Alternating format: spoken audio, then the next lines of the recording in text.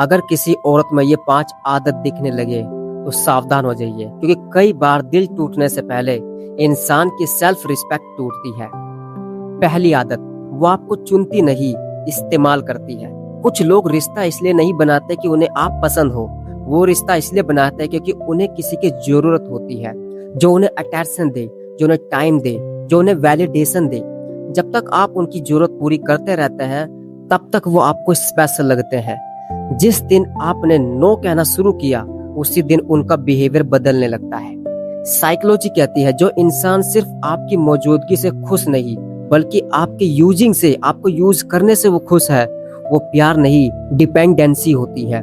लेकिन दूसरी आदत इससे भी ज्यादा खतरनाक है, वो आपको धीरे धीरे आपकी नजरों में छोटा कर देती है। मैनिपुलेशन कभी एक दिन में नहीं होता, पहले आपकी पसंद पर हंसी, फिर आपके फैसलों पर शक, और एक दिन आपको अपनी ही सोच पर भरोसा नहीं। ये इमोशनल कंट्रोल है जो इंसान आपकी सेल्फ रिस्पेक्ट कम करके खुद की वैल्यू बढ़ाए, इससे हमेशा सावधान रहिए। लेकिन असली खेल अभी शुरू होता है।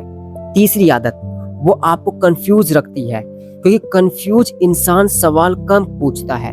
आज बहुत प्यार, कल बिल्कुल इग्नोर, फिर अचानक परवाह, फिर दूरी। आप सोचते रह जाते हैं गलती मेरी थी क्या। साइकोलॉजी कहती है ह्यूमन ब्रेन अनसर्टेनिटी का जवाब ढूंढने में फंस जाता है, इसलिए जितना ज्यादा कंफ्यूजन होगा उतना ज्यादा इमोशनल अटैचमेंट बढ़ जाता है। कई लोग इसी पैटर्न में महीनों बल्कि सालों तक फंसे रहते हैं। लेकिन चौथा पॉइंट सबसे कम लोग समझ पाते हैं, वो आपकी कमजोरी जानने के बाद उसे हथियार के तौर पर इस्तेमाल करती है। हर इंसान की कोई ना कोई कमजोरी होती है, किसी को अकेले रहने का डर, किसी को खो देने का डर, किसी को रिजेक्ट होने का डर।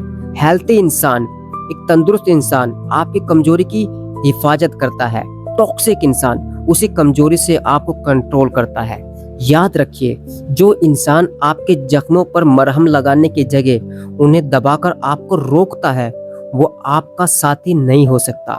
लेकिन आखिरी आदत पूरी जिंदगी बदल सकती है, वो आपको ऐसा महसूस कराती है कि उसके बिना आपकी कोई वैल्यू नहीं। यही सबसे खतरनाक स्टेज है, जब आपको लगता है शायद मुझे इससे बेहतर कोई नहीं मिलेगा, शायद गलती हमेशा मेरी ही है, शायद मुझे इसी के साथ रहना पड़ेगा। साइकोलॉजी इसे ट्रॉमा बॉन्डिंग के शुरुआती पैटर्न से जोड़ती है, जहां डर, अपराध बोध और बार बार मिलने वाला प्यार एक चक्र बना देता है, एक चक्रव्यूह में आपको फंसा देता है, और उसी दिन इंसान नहीं खुद को खोना शुरू कर देता है। याद रखिए, ये बातें सिर्फ औरतों के लिए नहीं है।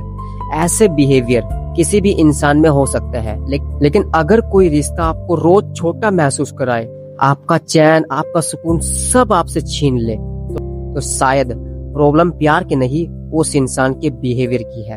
क्योंकि सच्चा प्यार आपको बदलने की कोशिश नहीं करता, वो आपको हिफाजत महसूस कराता है।